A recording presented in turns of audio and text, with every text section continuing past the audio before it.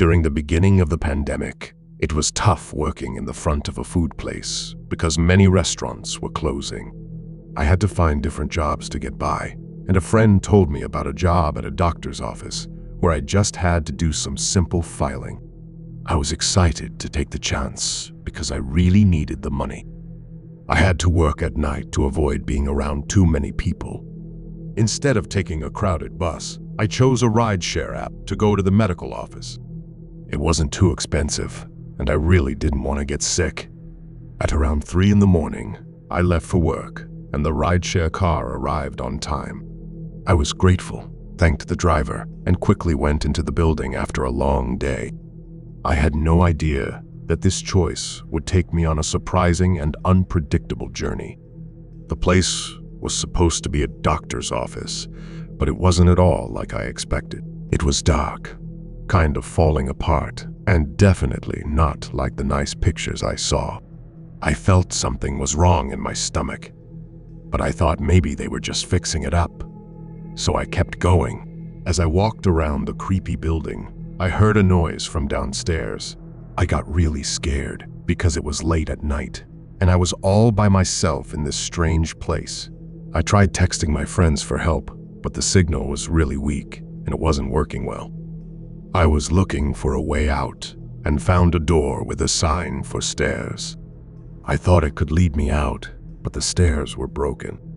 I didn't know what to do. While I was thinking, I heard someone coming from below. I decided to wait for them to come up so I could quickly leave. To my surprise, it was the Uber driver. I thought he had come back because he dropped me off at the wrong place. But then I got scared because he didn't know he made a mistake. I quickly ran down the stairs, not thinking too much, just wanting to get away from whatever was chasing me. It hurt when I fell, but I got back up and found a door that led me to somewhere I didn't know. It was dark, and as I tried to figure things out, a really bright light suddenly surrounded me. I got scared and thought it might be someone else, like the person who was driving earlier. I stumbled back, afraid, but then a strong voice cut through the darkness, saying it was the police. They told me to get on my knees with my hands up. Confused, I did what the officer said. The cop asked me questions because he thought I might be using drugs or alcohol. After I convinced him that I was really scared, I told him everything about what went wrong with my rideshare. While we were talking, the officer told me that he saw a car parked outside an old building when he was on patrol, so he decided to check it out. He got interested and suggested we look around to see if the mysterious driver was still there. We quickly went down the road to get a better phone signal. When I checked the Uber app, I saw 4 messages from the real driver who was worried and confused because they couldn't find me. Things got really interesting when we found out that the person who gave me a ride was a fake. The police listened to what happened, and we talked about what little information I could give. It was a scary situation, and I felt fortunate to get away from the possible danger. As we left the empty building, the officer told me some concerning news. It turns out there have been more cases in the area where people pretend to be rideshare drivers to trick passengers. These fake drivers have bad plans, like stealing from or hurting people. My rideshare trip took a scary turn, not because of a simple address mistake, but because I almost got into a dangerous situation. Luckily, a police officer promised to look out for the person who tried to impersonate my driver. However, catching them in a big city with many people who look alike is tough. After this scary experience, I decided I won't use rideshare services anymore. The police officer made sure I got to a safe place, and as I thought about what happened that night, I felt thankful that fate brought a watchful cop to help me out. Almost crashing into another car reminded me to always check license plates and driver names carefully. It showed how unpredictable things can be, especially at night.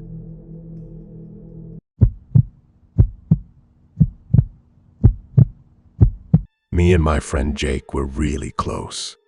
We grew up in a small town far from big cities.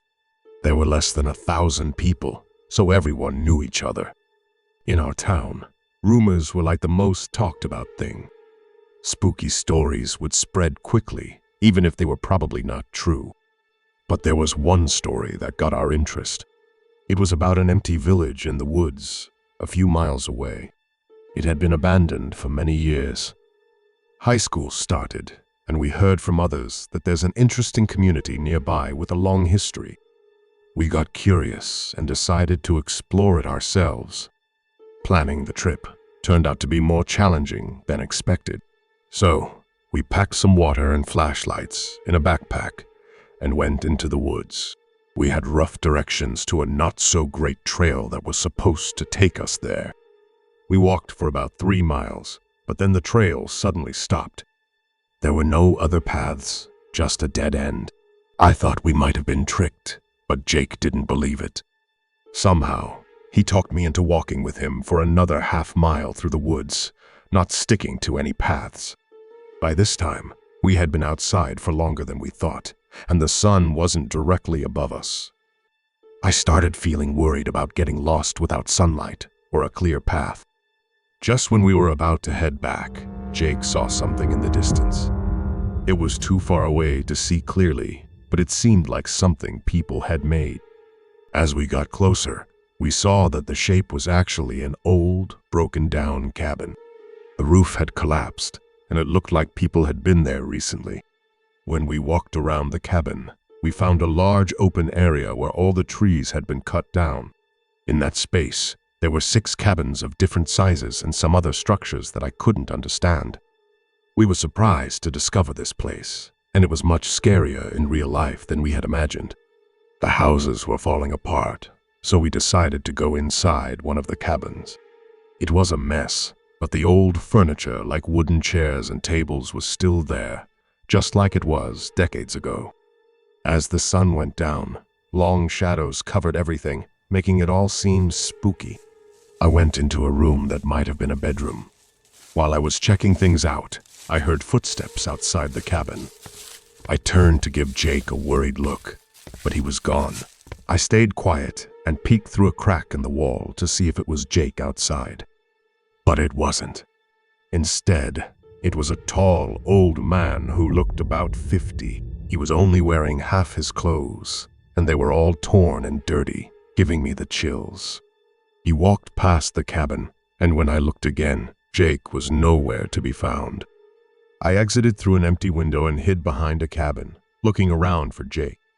I was getting really worried because I couldn't see him anywhere. The woods were getting darker, and I was getting more scared. All of a sudden, I heard a really scary scream from the other side of the old town. I looked around the corner of the cabin and saw Jake running across a field. As soon as he saw me, we both ran into the woods to get back home. We were lucky to discover the path before it got completely dark, because once it did, we could only see a short distance in front of us. When we finally made it back, I asked Jake about what happened. He told me he was exploring one of the houses and realized it didn't seem empty like the others. Someone was probably living there. As he was leaving, the same man I had seen earlier was standing on the other side of the cabin, holding a knife. Jake said the man's eyes looked really hungry. Without any delay, the man started running towards him. Jake screamed and ran away, and luckily, the man didn't chase him for long. We didn't know what the man might do to us, but going to that empty town was a really bad idea. We almost lost our lives to find out that it was a mistake. A few weeks later, Jake and I couldn't stop thinking about the weird experience in the empty town. We were in my room one evening, going over the details again and again. Suddenly, Jake remembered something. He took out his phone and showed me a picture he had taken when we were exploring the cabin. It was a photo of the messy bedroom, but in the corner there was something odd. A small opening in the wall, like a secret door. We were really curious, so we went back to the empty town to see what was behind the mysterious door. This time, we planned everything carefully and told our parents we were going camping to keep it a secret. As we got closer to the deserted town, things felt tense. We followed the same path and reached the cabin where we saw the old man before. The field was still there, but now, in the dim light, the 6 cabins looked even scarier.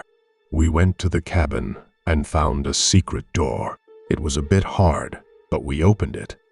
Behind the door was a narrow, dark passage. We had flashlights, so we went down carefully. The passage led to an underground room, like a bunker. It felt like going back to the Cold War times. There were dusty shelves with canned food, old radios, and a worn-out bunk bed. It seemed like someone had been living there for a long time. We were surprised to find this hidden place under the apparently empty town. As we explored, we found a room with maps and papers about the town's history. It was a big surprise.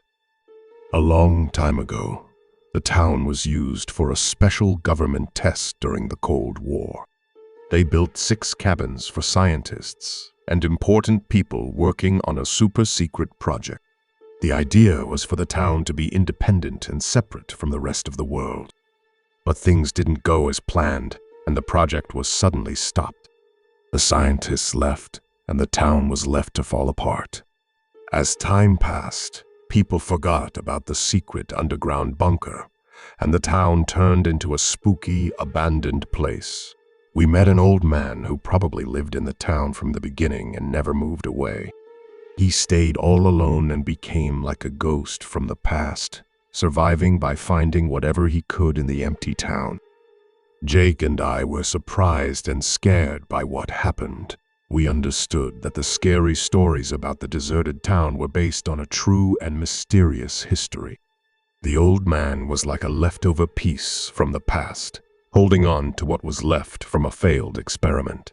We left the secret hideout underground and had a strange mix of amazement and relief. Our journey turned out to be different than we thought, uncovering a hidden world beneath the town that seemed normal on the surface.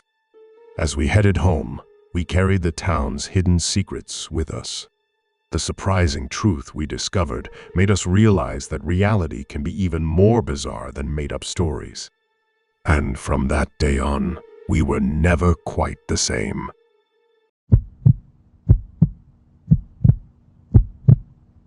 A while ago, my friend Jake and I used to live in a really nice neighborhood. Imagine a usual quiet suburb with big houses and tall trees everywhere. It was the kind of place where not much interesting stuff happened, except for what I'm going to share with you. Our town had this peaceful feeling, the kind of quiet that you start to really like. So, a few summers ago, Jake and I were those mischievous kids causing trouble. Looking back, I can't really explain why we did what we did. Maybe we were just rebellious teenagers. We both lived on the same street and hung out after school every day. Since our neighborhood had mostly big houses and trees, we had to come up with our own fun. There was this old mansion at the top of a hill in our neighborhood. It had been empty for as long as anyone could remember. It wasn't anything special. Every kid in town had been inside. The rooms were empty, and the walls were covered in graffiti. The spooky part was that it stood next to a huge cemetery. Jake and I had this big house that we used as our backup hangout spot. When we didn't have anything else to do, we'd go there, spray some graffiti, and just chill on the roof. One night, it was around 3 in the morning on a Wednesday, and Jake and I got ditched by the girls we were supposed to meet up with. We were kind of bummed out, so we decided to throw rocks at the mansion to let off some steam. We weren't exactly thinking clearly because we had a few drinks in us. If we were more sensible, we might have been more careful. But it was late, summer vibes were in the air, and we were feeling carefree.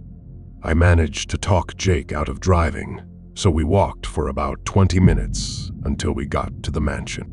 We arrived at a spooky-looking house with hanging vines, broken windows, and pointy parts on the roof. It felt really creepy, especially since it was nighttime. Suddenly, Jake threw a stone at the house, breaking a 4th-floor window. I got excited and threw a rock, breaking a 2nd-floor window. Above the fourth floor, there was a tiny attic window. Jake dared me to hit it, but after several tries, I gave up.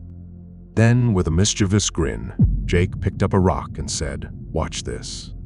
He threw it, and the rock broke the attic window. We were both surprised and stood there, amazed at what we had just done. All of a sudden, something dark flew out of the darkness and came down toward us. I got really surprised and jumped because I didn't expect it. When we looked down, we saw the same rock that Jake had thrown earlier. It had a Z shape on one side. It kind of scared us, but we figured it was probably just some other kids trying to play a trick on us. We got excited and decided to surprise them back. We quietly walked to the front door, going under a thick vine. The door was a little bit open, but that was normal. We went inside, and as our eyes got used to the dim light, we could smell mildew and rotting wood. We went up the creaky stairs and reached the fourth floor. We found a small wooden door that we thought led to the attic. Jake opened it, and a really bad smell hit us, like something died. Chaz covered his nose and went inside, but I wasn't sure. Inside, we saw a small room with a white star on the floor, some candles, and a closed closet. The stink seemed to be coming from the closet, and I was worried Jake would want to check it out. Surprisingly, the room was empty. I was scared and wanted to leave. As I turned around, I saw two people in cloaks staring at us from the stairs. We freaked out and ran towards the window. Climbing out onto the roof, we heard footsteps behind us. Chaz yelled, "Come on, dude." We were on a roof and wanted to get inside. The door was locked, and Jake got worried. He made a loud noise while trying to open it, and the bad guys noticed us. I fell inside and caught onto a ladder. Chaz told me to go down quickly. We ran down a staircase, went out the back door, jumped a fence, and ended up in a cemetery. Chaz thought it was funny, but I was really scared. We hid behind a big stone and saw some mysterious people looking for us near the building. We waited until they left, jumped the fence, and decided never to go back. Then something surprising happened. When we were in a cemetery, trying to understand a strange event that occurred. While we were there, we heard voices approaching. But guess what? It wasn't the mysterious figures we saw earlier. These were two girls we knew, the ones who didn't show up when we planned to meet. They came out of the dark, laughing and wondering why we were hiding behind gravestones. We were surprised to see them and explained everything that had happened at the spooky mansion. One of the girls, Sarah, spoke up after hearing our story. "Wait, you went into old Sullivan Place? That's crazy. We were planning to scare you there, but it seems someone beat us to it." They all started laughing, and then our night got really weird. So, it turns out our friends wanted to play a prank on us. They thought it would be funny to spook us at the spooky mansion, but they didn't think we'd actually go inside. Sarah and her friend, Emma, followed us when they saw we went to the mansion. They were hiding close by when we came across those mysterious cloaked figures. We were all sitting in the cemetery, feeling a bit tense. But then, something funny happened, and the tension turned into laughter. Our friends said sorry for scaring us, and we had to admit they really tricked us. The rest of the night was spent telling stories, making jokes, and realizing that sometimes the scariest things are just surprises from our friends, not ghosts or monsters. As the sun came up, we walked home together, still laughing about the crazy night we had.